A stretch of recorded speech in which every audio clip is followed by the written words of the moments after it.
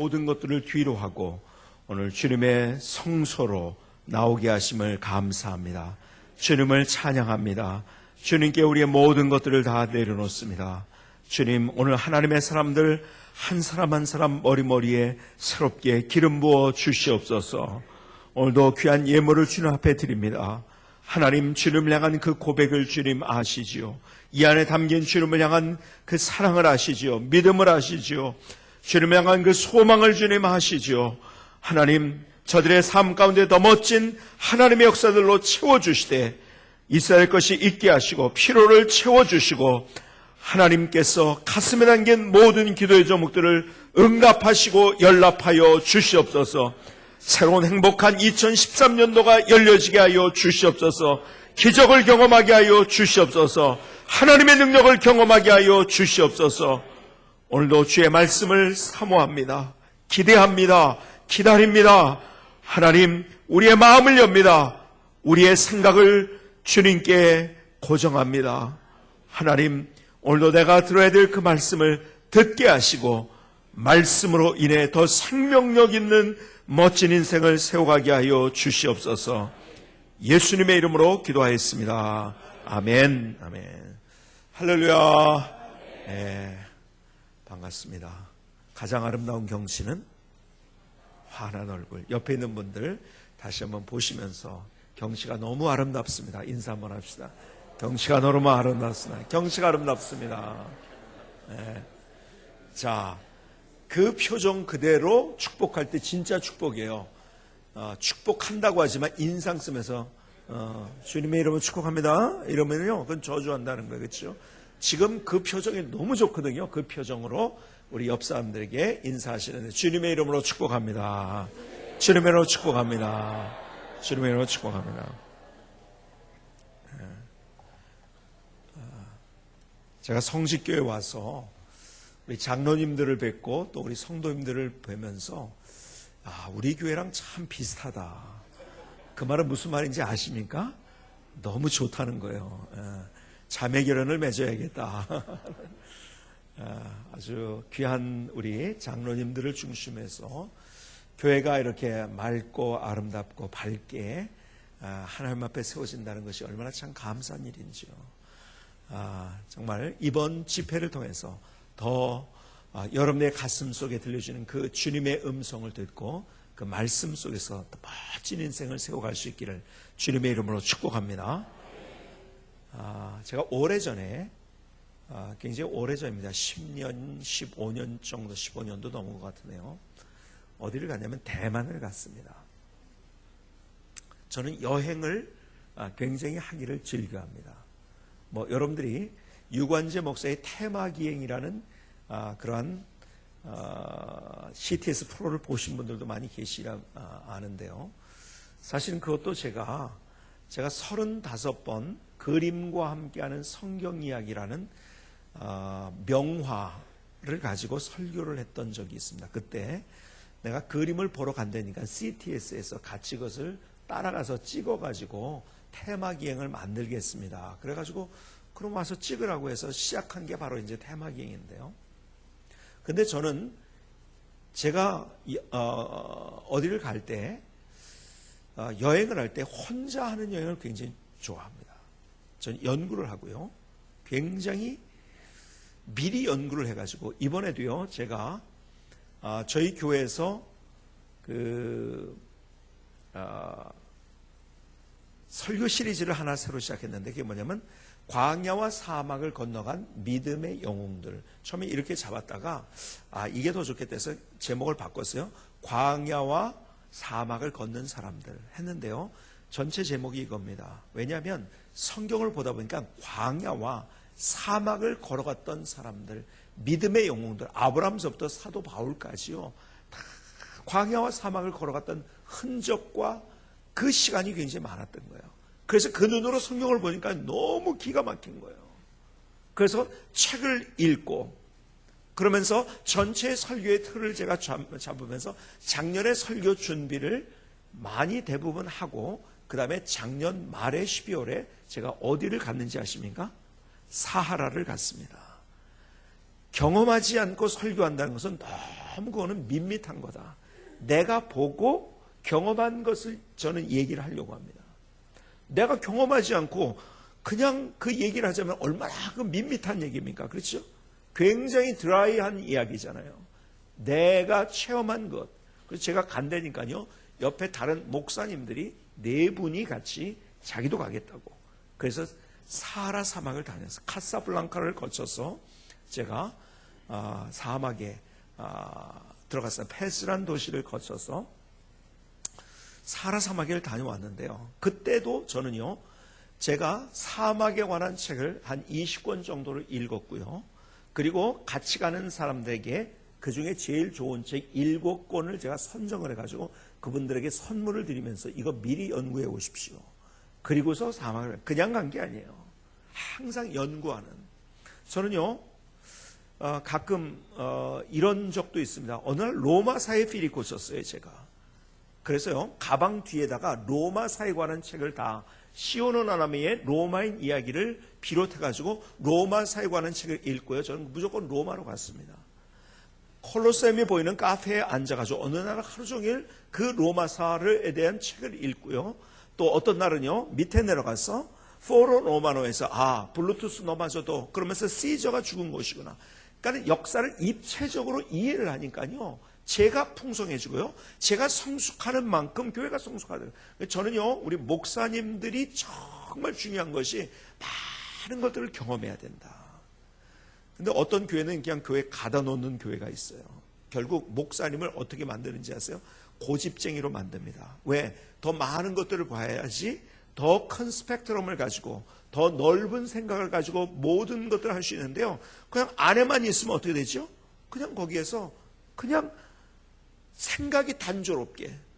그래서 목사님도 성숙 못하고 교회도 성숙 못하는 그런 경우들을 종종 봅니다. 저희 교회에서는요, 제가 얼마든지 자유롭게 이제 그렇게 할 수 있는 기회를 저희 교회는 줘서 저는요, 제가 연구하고 싶은 것을 연구합니다. 그래서 자주 이제 그런 제가 이제 보고 듣고, 그러니까 꼭 여행을 할 때는요, 저는 뭐 여러 사람이 같이 가는 것보다 많이 가야 2-3명. 그러나 연구하고 갔다 와서도 토론하면서 또 어떤 책이 또 좋으냐 이런 걸 다 해가지고 어떻게 하면 내가 더 성숙할 수 있는가. 사실은요, 제가 여행 가가지고 성경을 읽으면 다른 문화, 다른 상황 속에서 성경을 읽으면 물고기, 펄떡이는 물고기처럼 막 튀어오르는 성경을 읽을 때 그 영감들이 얼마나 많은지 몰라요. 참, 그래서요, 저는요, 목사님들이 제일 잘해야 될 것, 첫 번째는 뭔지 아세요? 기도하고 말씀을 연구하는 것. 이거는요, 목숨 걸고 이건 프로가 돼야 되는 거죠. 그렇죠? 그 다음에 잘해야 될 것이 많은 곳을 여행하는 것이라고 저는 생각을 해요. 근데 어쨌든 제가 어디를 갔냐면 바로 대만을 갔는데요. 대만에서 제가 혼자서 3등 열차 타고 버스 타고 이러면서요, 대만을 쭉 연구하면서 제가 공부하면서 책 하나 들고 성경 들고 이러면서 대만을 훑기 시작했어요. 그날은 어디를 가기로 된 날이면 울라이라는 곳을 가기로 된 날입니다. 울라이라는 곳은요, 어떤 곳이냐면요, 지금은 많이 달라졌을 거예요. 산지족의 민속촌이 있는 지역인데요. 거기는요, 이 겉에서 밖에서 이렇게 보는 거예요. 그런데 제가 아침에 이제 타이베이에서 버스를 타고 혼자서 이제 울라이를 향해서 가는데요. 날씨가 얼마나 좋은지요. 야, 오늘 좋은 여행이 되겠구나. 그러고서 출발하는데 가다가 갑자기 먹구름이 몰려오는데요. 그러더니 비가 오는데요. 야, 저는 세상에 그렇게 비가 많이 오는 거. 이 뭡니까? 버스 와이퍼가 막 왔다 갔다 하는데도요, 이게 앞이 안 보여요. 운전사가 당황. 제가 제일 앞에 탔거든요. 운전사 여기 있으면 제가 이쪽에 탔는데요. 운전사가 당황을 하더라고요. 그 정도로 비가 많이 온 거예요. 근데요, 울라이에 도착을 해서 어떡합니까? 비는 오지만은 그럼 뭐 내려야지 어떡합니까? 내렸는데 아니 글쎄 거기서 반가운 사람을 제가 만났어요. 누굴 만났겠습니까? 저를 바라보는 표정이 굉장히 어려운 질문을 한다는 표정인데요. 저는 절대로 어려운 질문을 안 합니다. 미리 답을 주지 않으면은 어려운 거는 미리 답을 주고요. 쉬운 거는요, 그냥 질문하면 다 저는 질문이 쉬운 거예요. 누굴 만났을 것 같아요? 네? 우산 파는 아주머니를 만났어요. 어렵게 생각하지 마세요. 너무 고차원적으로 생각하려고 하니까는 우산 파는 아주머니를 보는데 너무너무 반가운 거예요. 돈 주고 우산을 샀죠.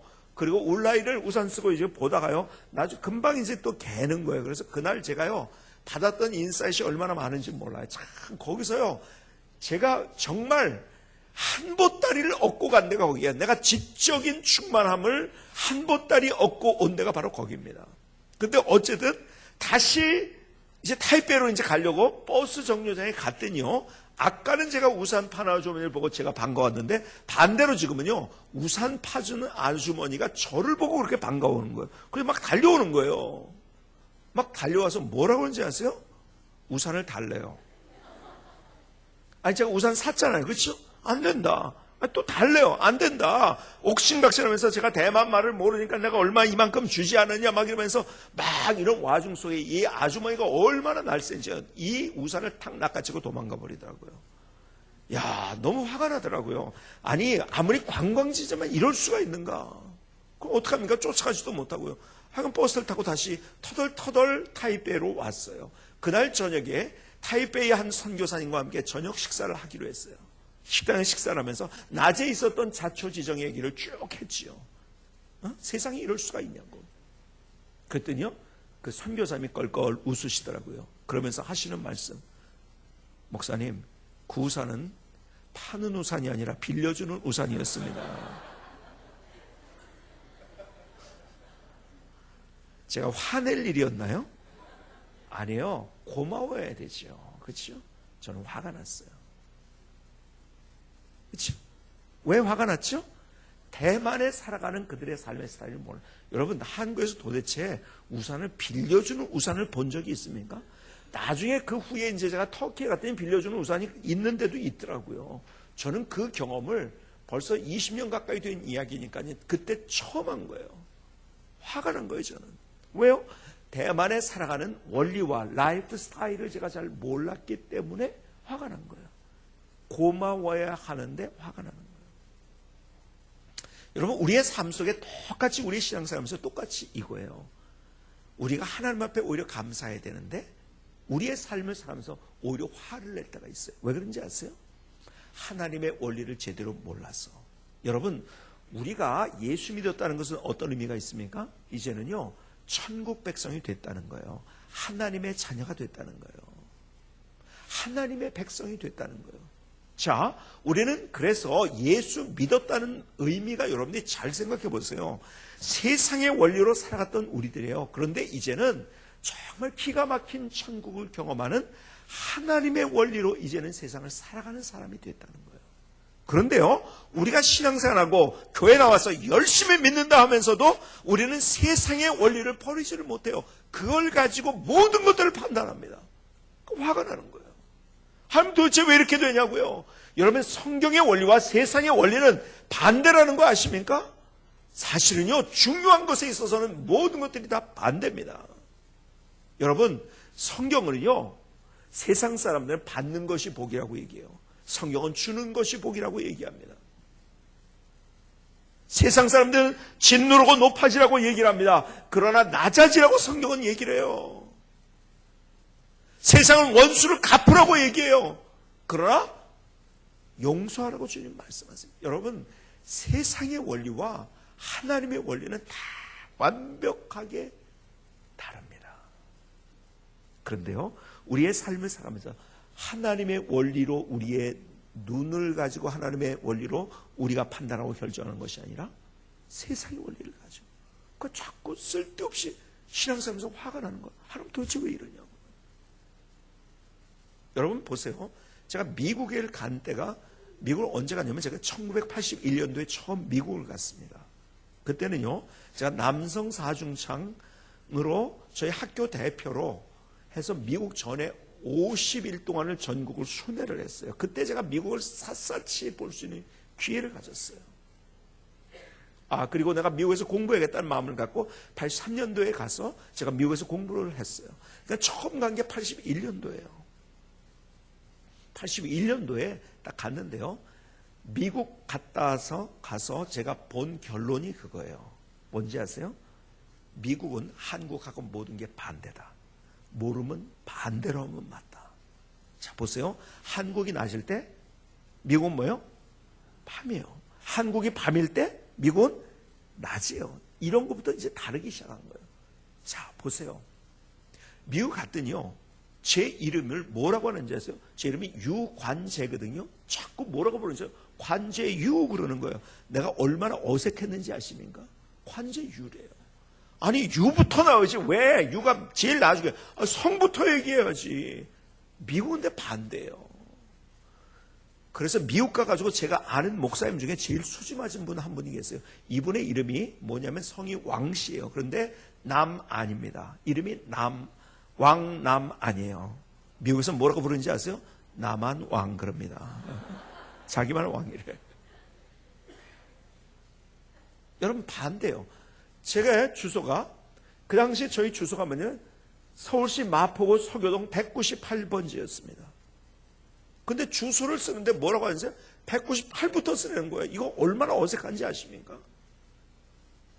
198부터 쓰래요. 그 다음에 서교동이래요. 그 다음에 마포구래요. 그 다음에 서울이래요. 그 다음에 코리아래요. 하여간 미국 갔더니요, 모든 게 반대더라고요. 우리나라에서는요, 신사숙녀 여러분 그럽니다. 그렇죠? 미국 갔더니 뭐라고 얘기합니까? Ladies and gentlemen. 뭐예요? 그대로 번역을 하면 뭐예요? 숙녀 신사 여러분이에요. 하여간 모든 게 반대인데요. 예를 들어서요, TV를 틀었는데 야구 중계를 합니다. 야구 중계를 하면은요, 우리는 예를 들어서 2-1 그러면 무슨 말입니까? 야구 중계를 할 때 2스트라이크 1볼이에요. 미국은 뭔지 아세요? 2볼 1스트라이크예요. 아니, 왜 그런 것까지 반대냐고요. 여러분, 우리가 이머전시에 불이 났을 때 우리나라에서 119를 누릅니다. 미국은 몇 번 누르는지 아세요? 911을 누릅니다. 하여간 이것까지 맞네. 우리는요, 전화번호를 모를 때 114를 누릅니다. 그렇죠? 미국 몇 번 누르는지 아세요? 그렇죠. 412를 눌러요. 아니, 이런 것까지 반대냐고요. 자, 보세요. 이제 그렇다면 여러분이 미국에 갔어요. 미국의 밤이에요. 근데 갑자기 그래서 한국 낮이 이래야지 되겠습니까? 미국이 낮이에요. 그런데 갑자기 이제 한국 밤이니까 자야지 되겠습니까? 여러분, 미국을 못 누리는 거예요. 불이 났어요. 119를 한번 눌러봐야 됩니까? 아니요. 911을 눌러야지 불자동차가 오는 거예요. 여러분, 미국에 가면 미국의 원리를 따라야지, 미국의 법칙을 따라야지 미국을 누릴 수가 있는 거예요. 똑같이 우리의 신앙생활 하면서 하나님의 백성이 됐다고 한다면, 천국을 경험하려고 한다면은 세상의 원리는 포기하고 그 반대되는 하나님의 원리를 선택해야 되는 거예요. 저는요, 그래서요, 오늘 여러분들에게 말씀드리고자 하는 것이, 정말 저는 이 하나님의 원리 때문에, 세상의 원리와 반대된 하나님의 원리 때문에 저는요, 너무 복을 많이 받았고요.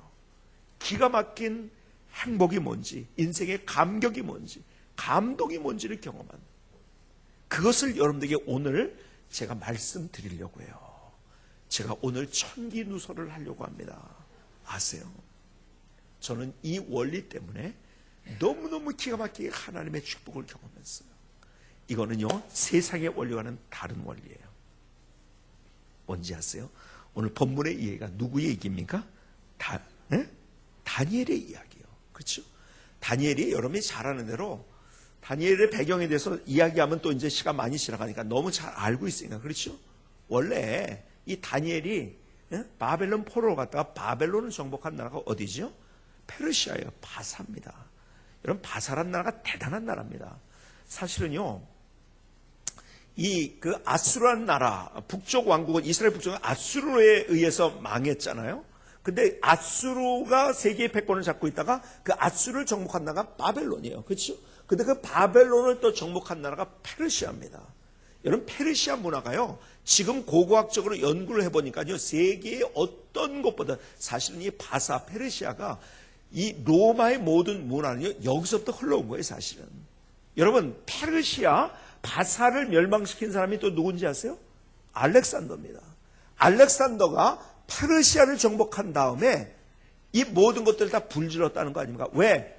문화적 열등감 때문에 다 불질러 버렸대요. 세상에는 사실은요, 그리스나 이 마게도니 지역에 있었던 도시 국가들은요, 이 페르시아라는 나라에 항상 눌려 있었어요.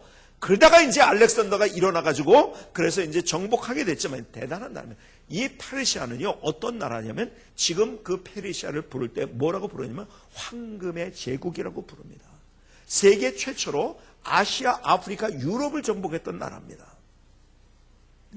세계 최초로. 그리고 가장 선진화된 경제 시스템을 가지고 있었고요. 황제 숭배 사상이 여기서부터 나왔고요. 로마가 가지고 있었던 모든 것들이 사실은 이 페르시아에서 다 건너온 것들이에요. 연구하면 할수록 대단한 나라가 페르시아입니다. 그런데요, 그 페르시아가 바벨론을 정복하면서 같이 그러면서 동시에 바벨론의 포로로 잡혀왔지만 거기에서 고관이 되었던 다니엘이요. 페르시아가 바사가 이 바벨론을 정복하면서 다시 페르시아의 고관이 됩니다. 그러면서 인정을 받아가지고 점점 승승장구를 하는데 마침내 총리가 되죠. 총리 중에서 제일 뛰어난 총리가 됩니다. 그러니까요, 야, 저 포로로 잡혀온 사람이 저게 뭐야? 그리고 사람들이 시기하고 질투하면서 그 사람을 끌어내릴 궁리를 합니다. 그래서 어떻게 합니까? 오늘 본문에 있는 대로 다리오 왕에게 가서 이야기를 하죠. 다리오 왕이여, 당신이 세계 최고가 아닙니까? 당신은 신적인 존재입니다.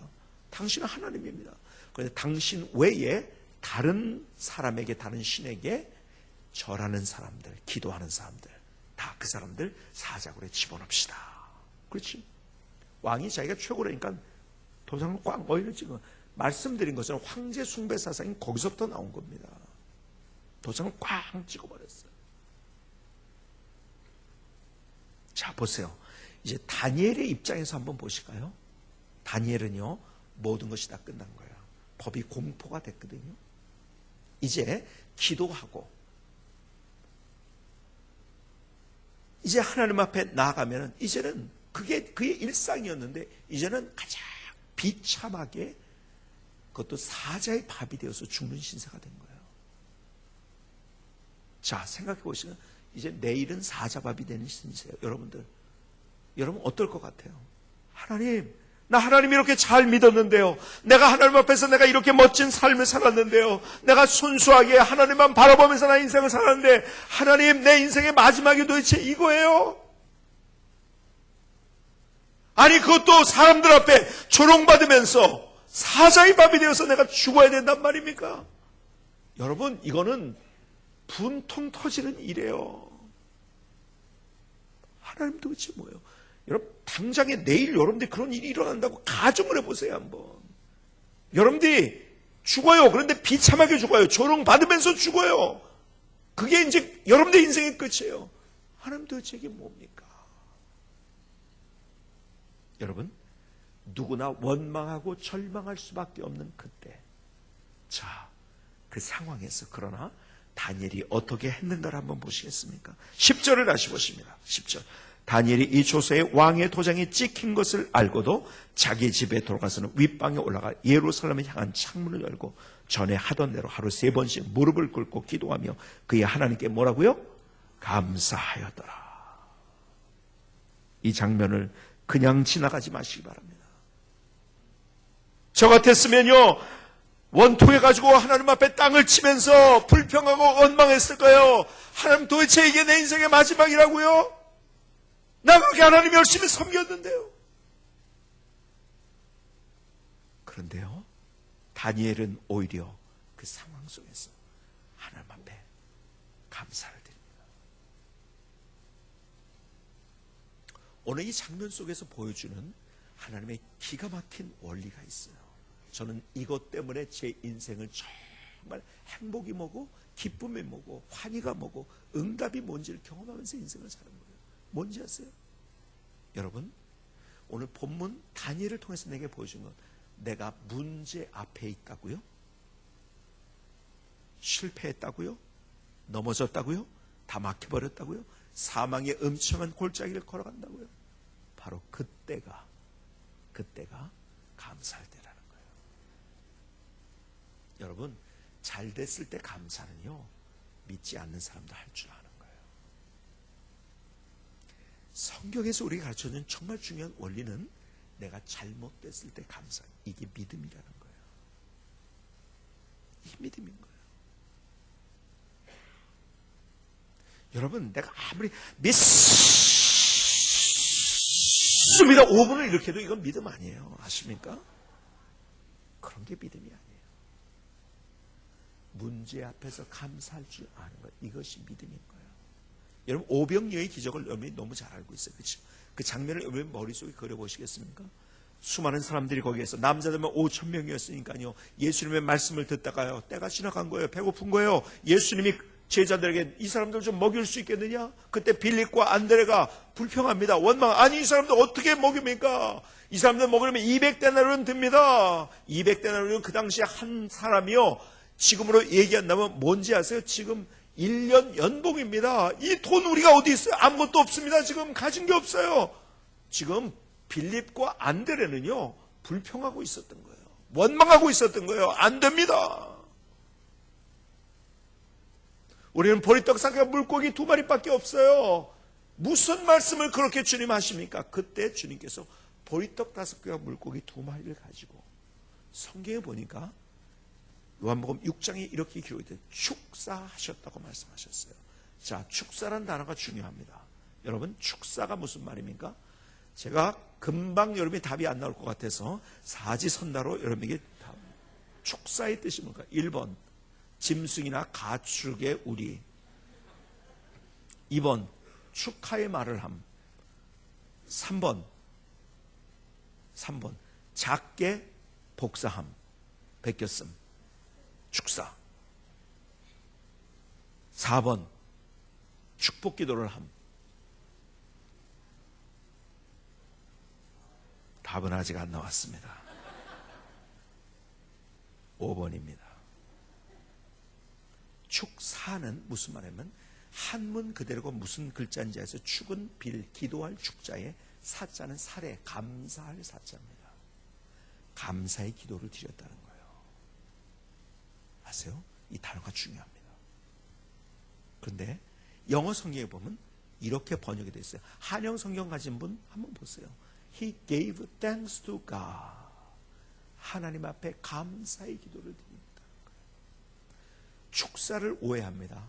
보리떡 5개와 물고기 2마리 가지고 주님께서 거기에다가 손을 얹고 축복 기도를 쫙 했더니 5,000명을 먹여도 12광주가 남았다. 아니에요. 주님은 그 자리에서 보리떡 5개와 물고기 2마리밖에 없었지만은 다른 사람 불평하고 있었죠. 원망하고 있었죠. 짜증내고 있었지만 거기서 감사의 기도를 드린 거예요. 기적이라는 거예요.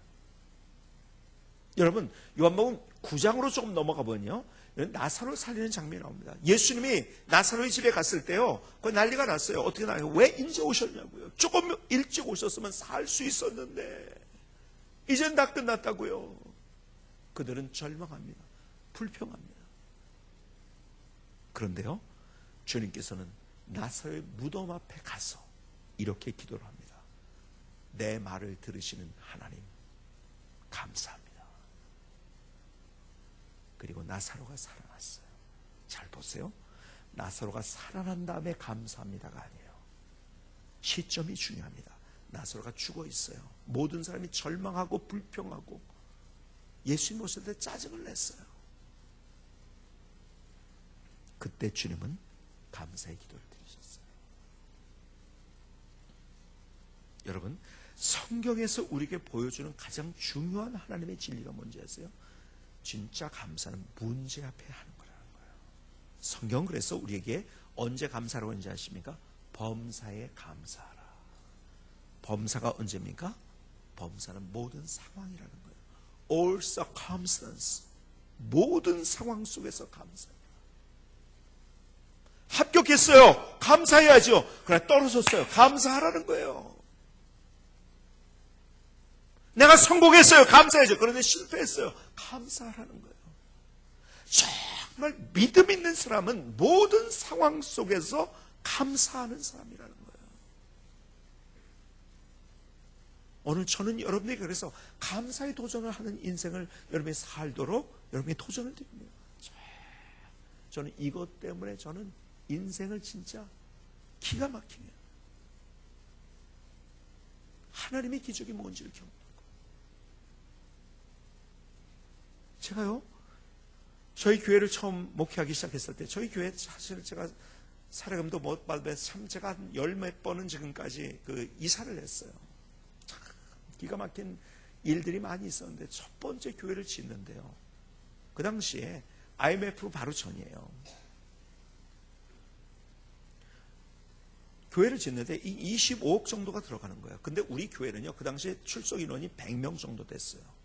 그리고요, 자기 직업을 가진 사람이 거의 없었어요. 자기 집을 가진 사람이 딱 한 사람.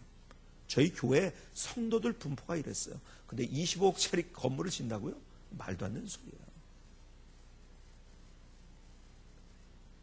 작정원금을 했는데 얼마가 나왔는지 아세요?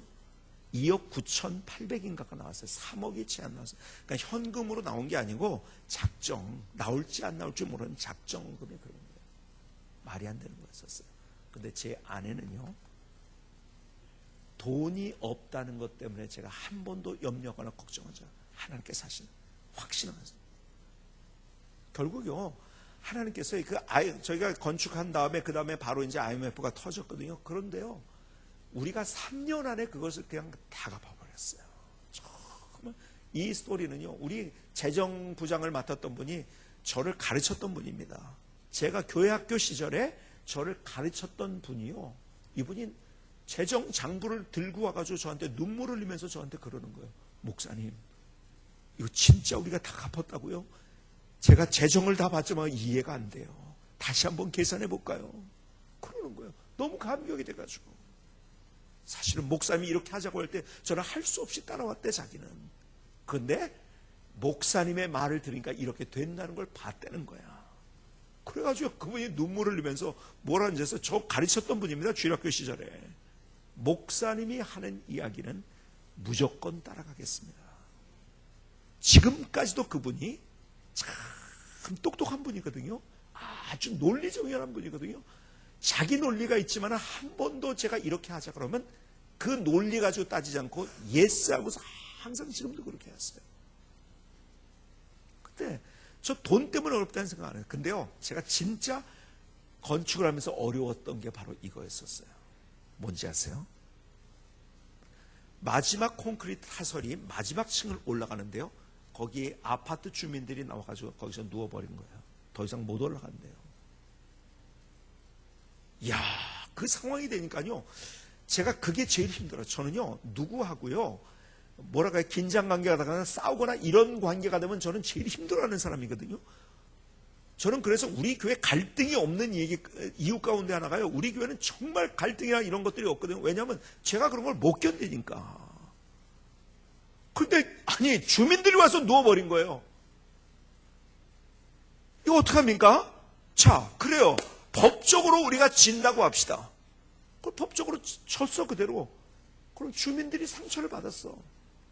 아니, 그 사람들을 사랑하고 포용하면서 복음을 증거하려고 들어왔는데 그 사람하고 싸우고 들어가서 무슨 그들에게 복음을 지는 거야. 이게 말이 안 되는 거야. 아, 그렇다고 해서 또 우리가 져야 될 것을 못 지면 또 교회 역할을 못 해가지고 또 어떻게 됩니까? 이게, 야, 이 딜레마에서 이 사람들이 누워 있는데요, 내가 너무너무 힘이 든 거예요. 마음이 얼마나 힘이 든지요, 막 견딜 수가 없는 거예요. 그래서 제가요, 기도원을 간다고 그러고서 나갔어요. 그런데요, 여러분들한테만 살짝 얘기할게요. 딴 데 가서 얘기하지 마세요. 기도원을 안 갔어요, 솔직히 얘기해서. 포항에서 목회하고 있었던 친구 목사가 있었는데요, 신학교 때 친했던 친구예요. 그 친구한테 그냥 간 거예요.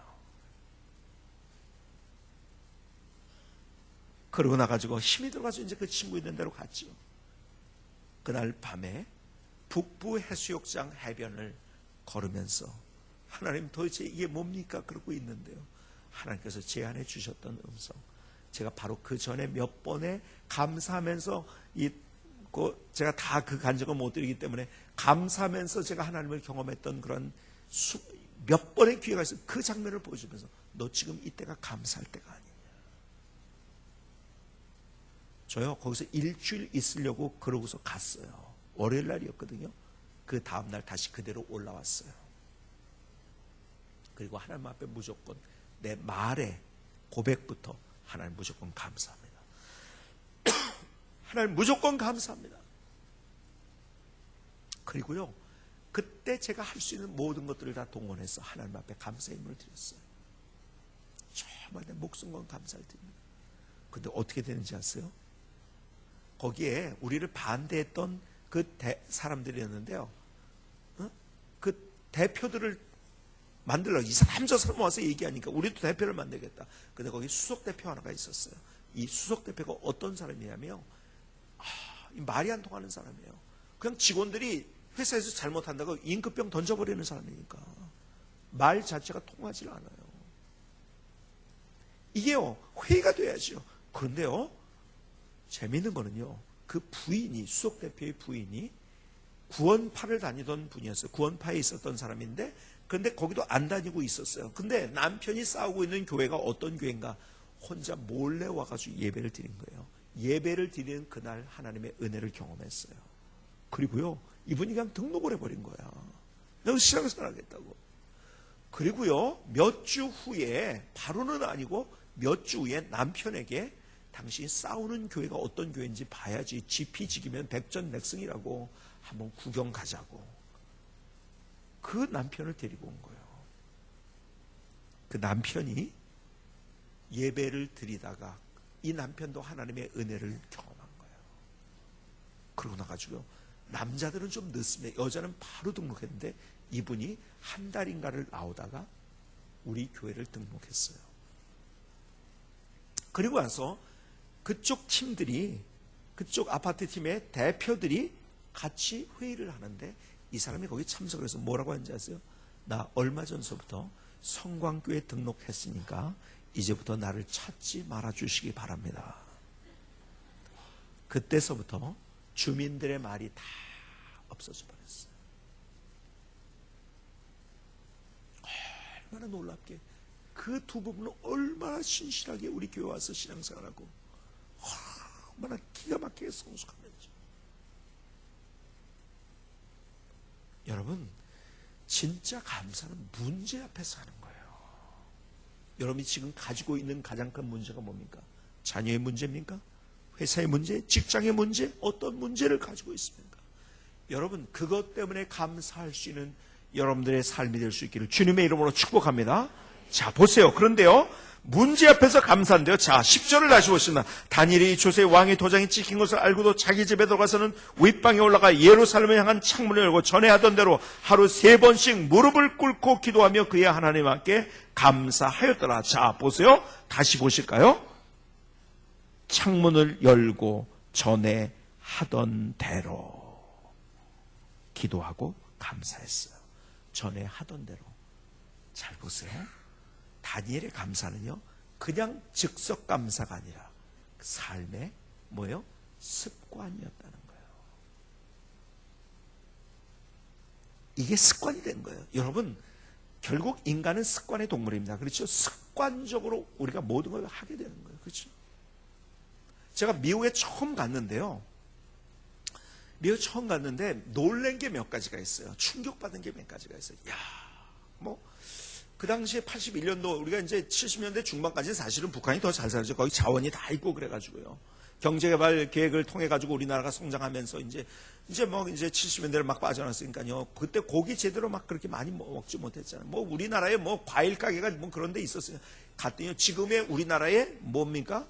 이마트, 롯데마트 같은 것이 있는데요. 그때 이제 제가 놀란 게 뭐냐면 그렇게 계절과 관계없이 그냥 과일이 그렇게 수북해 쌓여 있는 거예요. 먹을 게 얼마나 많은지요. 갖다 대면은 띡 하더니 계산이 되는 거예요. 제가 81년도에 그걸 처음 한국에 그런 게 없을 때 그걸 경험하니까 너무너무 신기한 거예요. 얼마 먹어야 됐는지요. 바나나, 우리나라 바나나 그때 먹기 힘들었잖아요. 그렇죠? 사 먹어도 하나씩 띄어서 한 거 사 먹고 그랬는데요. 그 바나나는 고사하고요. 갔는데요. 오렌지를 처음 먹었는데요. 우리나라 그때 오렌지가 없었거든요. 얼마나 맛있는지 무지하게 먹었어요. 하여간 그때 LA 갈비를 처음 먹었는데요.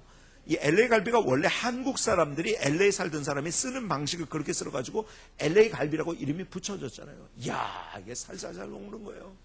얼마나 제가 많이 먹어댔는지요. 우리 중창 팀들이요, 잘 먹고 잘 자자가 우리의 모토였습니다. 그래야지 노래가 잘 나오거든요. 피곤하면 노래 안 나옵니다. 배고프면 노래 안 나옵니다. 그래서 잘 먹고 잘 자가 우리의 모토예요. 그때 김포공항 시절이죠. 김포공항에 딱 도착을 했는데요, 50일 만에.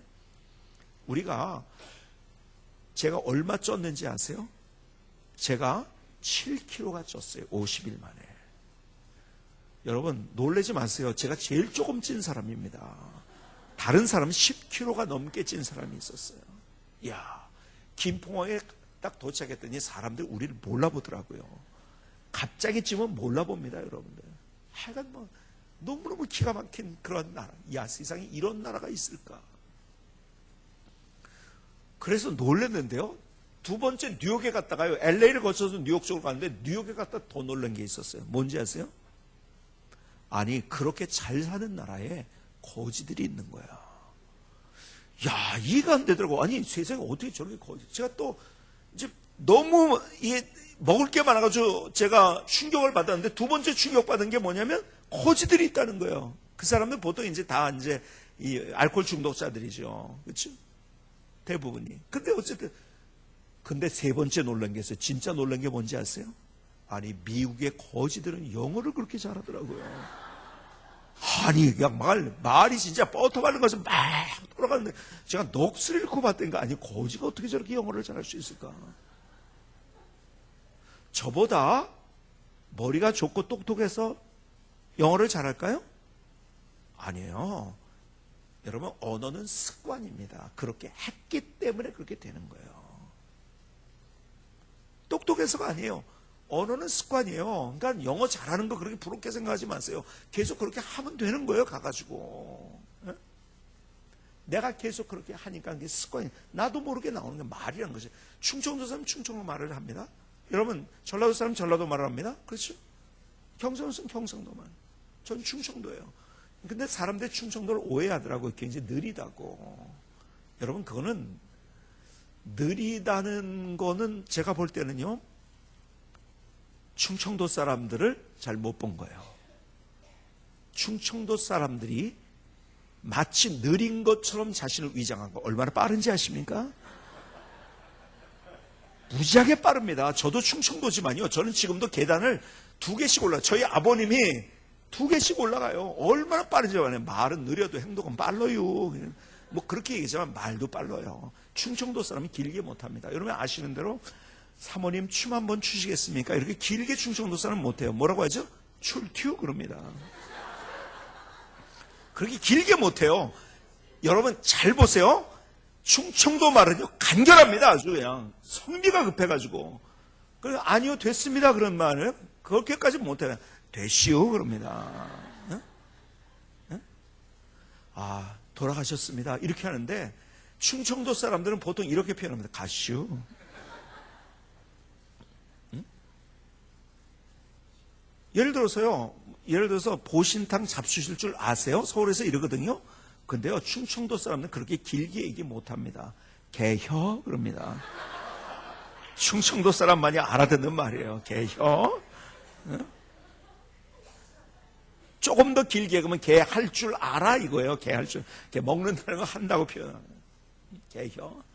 여러분 충청도 사람들이요, 여러분들 속고 있어요 지금. 아세요? 무지하게 빠릅니다. 너무너무 빨라요. 저희 집사람은 공주예요. 공주에 가면은요, 옛날에 이제 결혼하고 얼마 안 돼가지고 이제 공주에 가면 터미널 해가지고 이제 집까지 이제 택시를 타고 간단 말이에요. 택시를 타면은요, 꼭 운전사가 이렇게 물어봅니다. 어디 가요? 그럽니다. 어디 가요? 항상 물어봐요. 그럼 어디 간다고? 그래서 이제 간단 말이에요. 근데 그날은요, 택시 운전사가 아무 말도 안 하고서 그냥 막 가는 거예요. 그래서 저희 집사람이, 아니 아저씨 어디 가는지 모르고 그냥 막 가세요. 그랬더니 답답한 사람이 얘기하겠죠.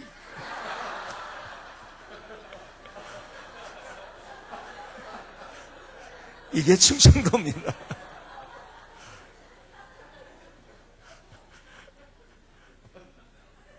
그때만 생각하면 저도 웃음이 나와요. 근데 그런 표현이나 이런 것들이요, 경상도에서는 그렇게 안 하잖아요. 전라도에서 그렇게 안 하잖아요. 뭡니까? 나도 모르게 배워온 습관이라는 거예요. 그게 습관. 나도 모르게 그렇게 하는 거예요. 여러분, 습관은 내가 계속 했기 때문에 그렇게 된 거예요. 자, 보세요. 자, 팔짱을 한번 다 껴보시기 바랍니다. 팔짱을 껴시고, 여러분 팔짱 낀 데를 잘 보세요. 손이 아니라 팔이 오른쪽에 올라간지 왼쪽에 올라가는지 한번 보시기 바랍니다. 팔짱을 꼈을 때, 여러분 오른쪽 올라갔으면 왼쪽 올라갔습니까? 자, 이제 확인하셨어요? 자, 내리시고 그러면은 오른쪽에 올라가신 분 한번 손 들어보세요. 네, 딱 반이에요. 이게 보통 보면. 왼쪽에 올라가신 분 손 들어보세요.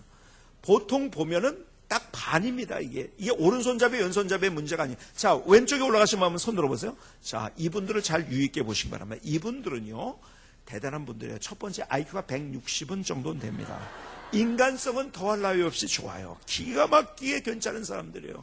저는 항상 얘기할 때 근거를 가지고 하지 근거 없이 얘기하지 않습니다. 왜 그런지 아세요? 제가 왼쪽에 올라가니까. 인생은 자기 해석으로 사는 거예요, 그냥. 근데 보세요. 이건 오른손잡이 왼손잡이의 문제가 아니에요. 뭔지 아세요? 나도 모르게 어렸을 때부터 가졌던 나의 습관인 거예요. 자, 깍지 껴보세요. 이렇게. 깍지를 꼈죠? 오른손 엄지가 올라간 사람이 있고 왼손 엄지가 올라간 사람이 있어요. 자, 잘 보세요. 어느 쪽이 올라가는지. 오른쪽 엄지가 올라가시면 손 들어보세요. 오른쪽. 네. 왼쪽 엄지가 올라가시면 손 들어보세요. 뒤에서 보니까 딱 반이잖아요. 그렇죠? 거의 50대 50입니다. 왼손잡이 오른손잡이 문제가 아니라 나도 모르게 내가 어려서부터 가지고 온 습관이에요. 자, 깍지를 반대로 껴보세요. 반대로 했더니 아주 편안한 분 계십니까? 어색하죠? 자, 이제는 이렇게 봅시다. 여러분이 팔짱 한번 껴보세요. 팔짱 다시 한번 껴보세요. 이제 내리시고, 여러분이 꼈던 팔짱의 반대로 한번 해보시거나, 반대로 한번 해보세요. 뭐 계속 돌리기만 하셔요. 뭐 언제까지 돌리실 거예요? 네? 이렇게 했더니 더 자연스럽다 이런 분 계십니까? 너무너무 어색하죠. 그렇죠? 너무 어색해요. 다시 한번 반대로 해보실까요? 여러분이 하셨던 습관의 반대로. 이건 어떻게 해야 될지 계속 한 5분은 계속 이러고만 있어요. 그냥 계속 이렇게. 너무너무 어색해요. 그렇죠? 너무 어색해요. 뭔지 아세요? 내가 하던 습관대로 안 하면 어색한 거예요. 무슨 말인지 아세요? 습관을 뛰어넘는다는 것은 쉽지 않은 일인 거예요. 아세요? 여러분, 그러면 우리의 습관은 뭔지 아세요? 우리의 습관은 불평, 원망, 짜증이 원래는 우리의 습관이에요.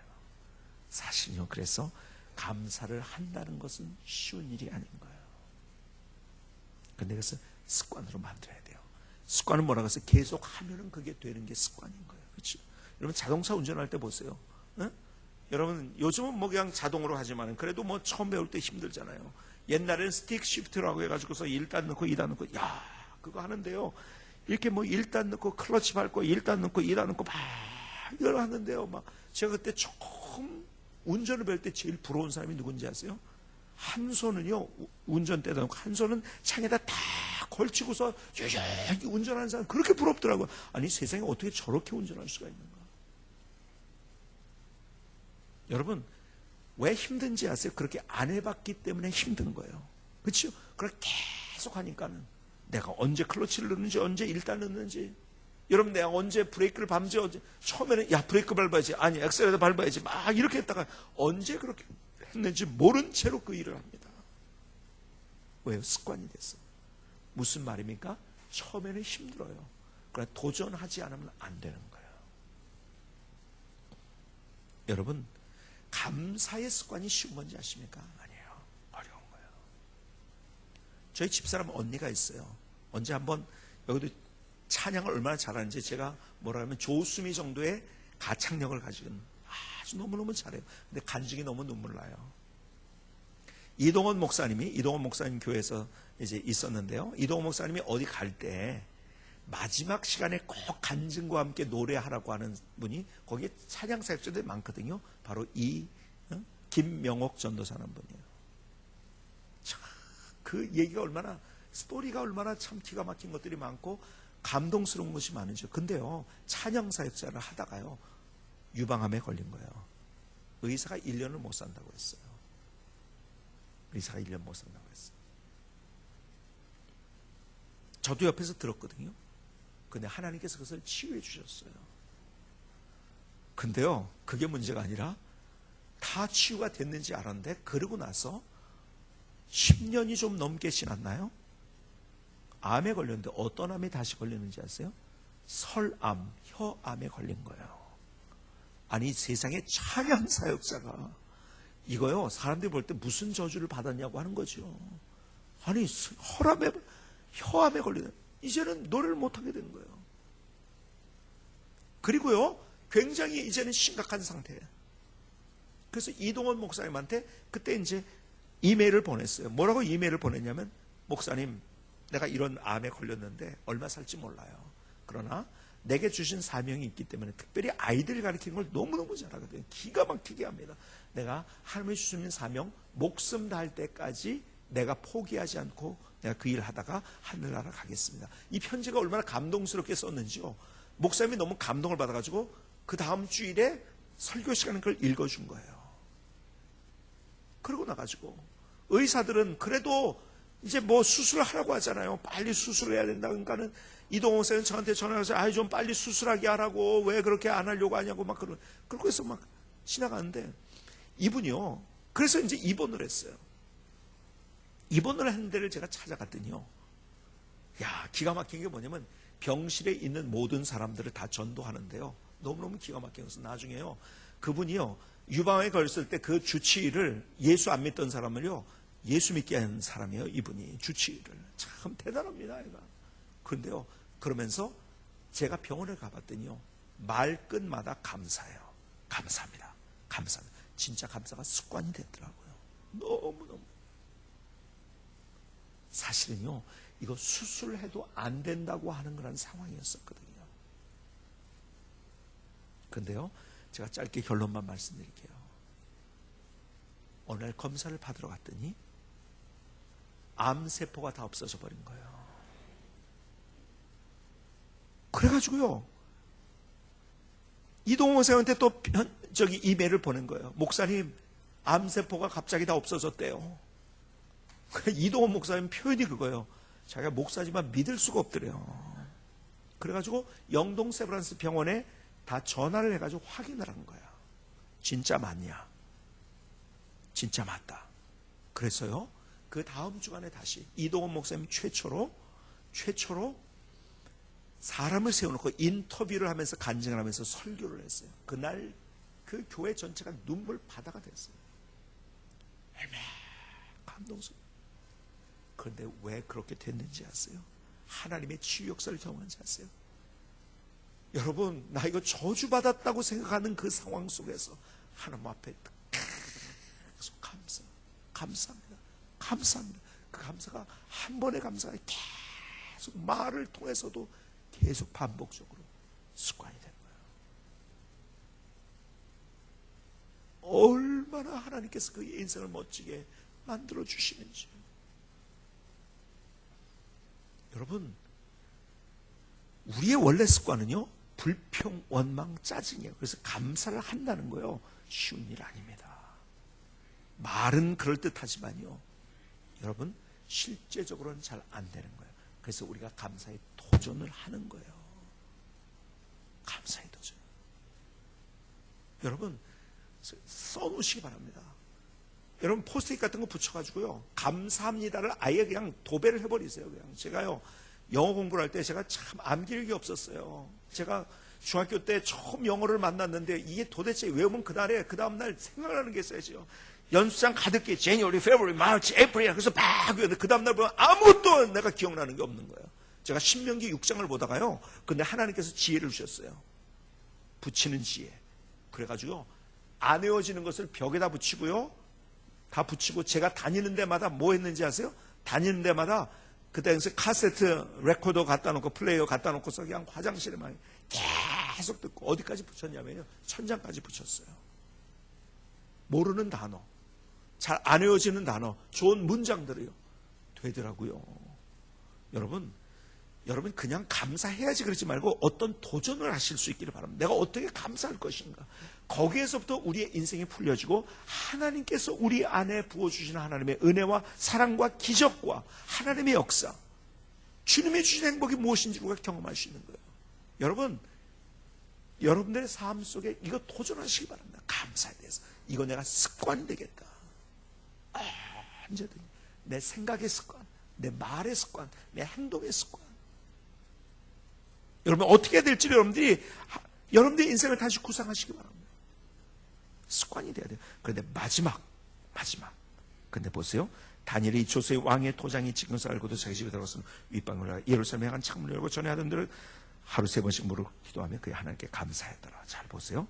다니엘이 이 조서에 왕의 도장이 찍힌 것을 알고도, 무슨 말입니까? 왕의 도장이 찍힌 것을 알고도 무슨 말입니까? 그렇죠. 죽을 줄 알고도. 여러분, 다니엘의 감사가 무슨 감사인지 아세요? 목숨 건 감사였던 거예요. 여러분에게 묻고 싶어요. 이런 감사를 드려본 적이 있습니까?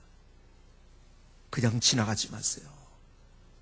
다니엘의 감사는 목숨을 건 감사였던 거예요. 죽을 줄 알고도 어인이 지켰단 말이에요. 도장이 지켰단 말이에요. 죽는 거예요 이제는. 그러나 죽을 줄 알고도 그는 하나님 앞에 감사드렸어요. 목숨 건 감사를 드린 거예요.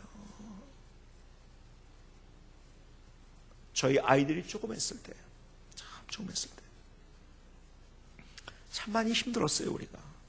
그러니까 그 애들이요 조금 했을 때, 우리 아들 둘이 있는데요, 둘이 하루는 싸우더라고요.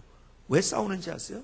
엄마가 보니까 네가 해 막 이러면서 막 그냥 서로 싸우더래요. 그래서 왜 싸우는가? 나중에 봤더니요, 그 싸우는 이유가 뭐냐면 자기의 아버지가 목사님이지, 할아버지가 목사님이지, 증조 할아버지가 목사님이지, 저까지 3대니까 누군가 4대 자기 둘 중에 하나가 목사가 되어야 될 것 같은 마음이 든 거야. 그래서 서로 하라고 싸운 거야. 네가 해. 그래서 엄마한테요, 둘이 싸우다가 드디어 화해를 하고 결론을 가지고 엄마한테 왔어요. 엄마한테 와서 뭐라 하는지 아세요? 아무래도 우리 둘 중에 하나는 목사가 돼야 될 것 같은데 우리 둘 중에 서로 안 하겠다고 네가 해 그러니까 아들 하나 더 놔주세요.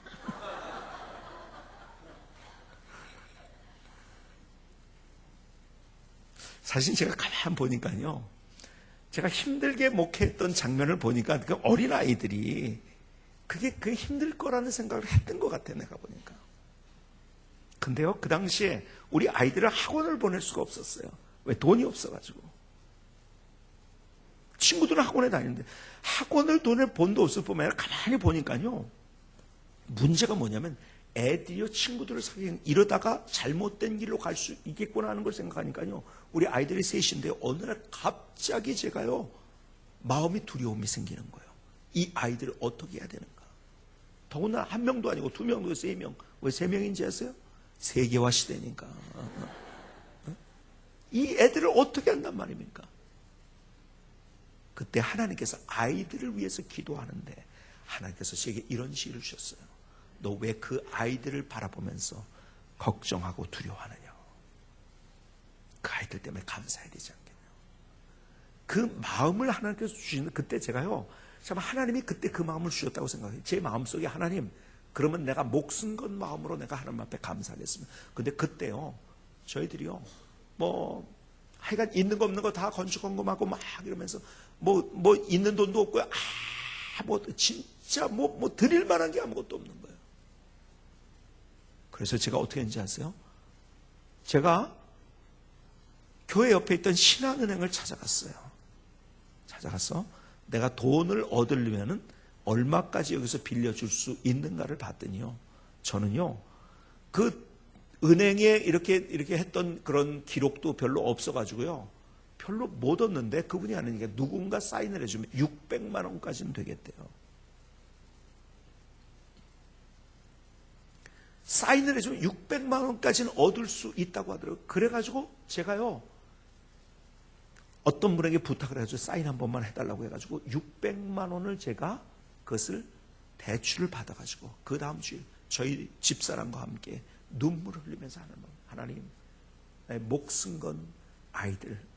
나 장래 어떻게 할 줄 모르겠어요. 이게 애들 때문에 두려웠어요. 걱정했어요. 그런데 무조건 하나님 앞에 감사합니다. 눈물 흘리면서 감사했어요.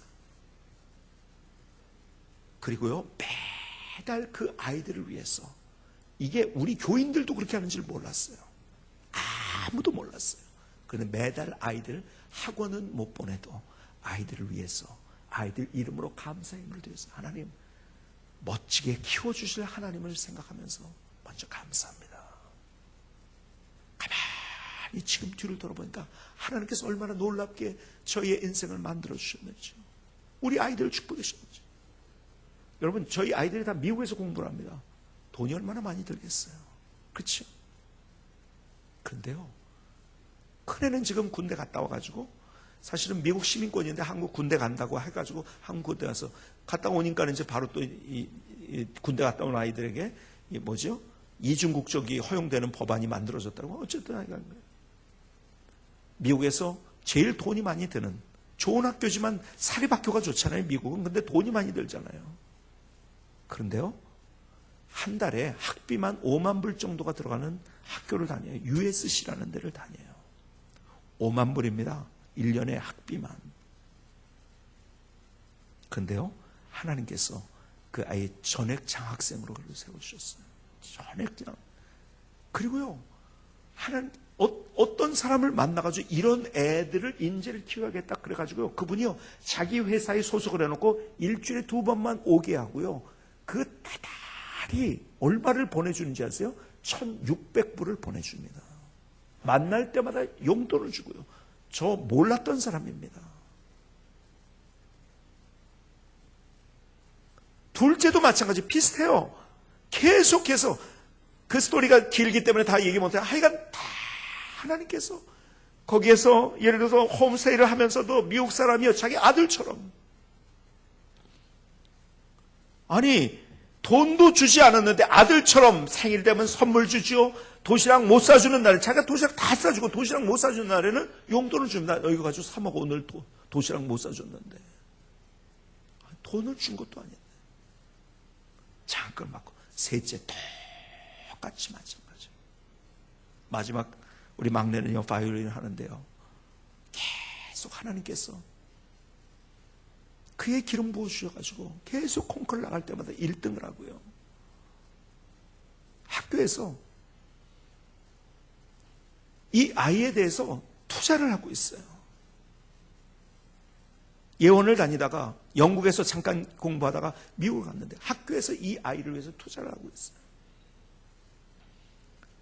저는 들어가는 돈이 거의 한국에서 해도요, 돈 무지하게 들어갈 텐데 미국에서 공부하는데 아무것도 들어가는 게 없어요. 근데 더 기가 막힌 거는요, 저는요, 돈이 들어가고 이거는 2차적이라고 생각해요. 아이들이 믿음 안에서 얼마나 아름답게 자라는지요. 제가 감동을 받을 정도로 아이들이 그렇게 정말 믿음 안에서 아름답게 자라가는 거예요. 애들이 친구 만날 때 이상한 친구들 만났었거든요. 그러지 이상하게 나가고 막 그랬었거든요, 아이들이.